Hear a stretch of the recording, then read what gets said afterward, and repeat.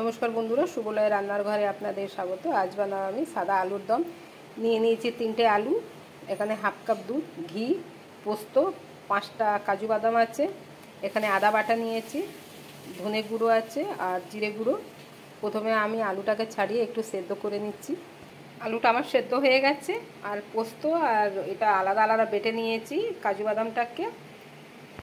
কড়াইতে দেবো সাদা তেল, আলুটাকে একটু লালচে করে ভেজে নেব।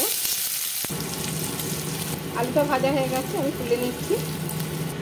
কড়াই দেবো 1 চামচ ঘি, দেবো তেজপাতা, দিলাম গোটা জিরে, ফোড়নটা একটু লাল করে নেব, দিয়ে দিলাম আদা বাটা, দেবো কাঁচা লঙ্কা বাটা, অল্প জল দিয়ে কষিয়ে নেব, দেবো জিরে গুঁড়ো, ধনে গুঁড়ো, দিলাম অল্প জল।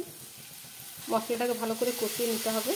মশলাটা কষানো হয়ে গেছে, দিলাম পোস্ত বাটা, দেবো কাজু বাটা,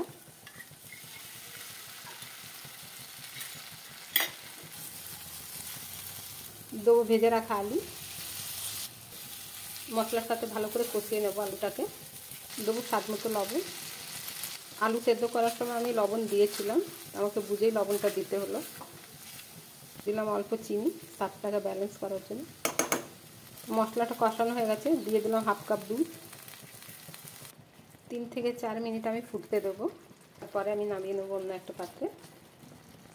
দেবো অল্প গরম মশলা। আমার আলুর দমের রেসিপিটা হয়ে গেছে বন্ধুরা, আমি নামিয়ে নিচ্ছি। আমার আলুর দমের রেসিপিটা যদি ভালো লেগে থাকে বন্ধুরা, তাহলে লাইক, কমেন্ট, সাবস্ক্রাইব অবশ্যই করবেন। ধন্যবাদ।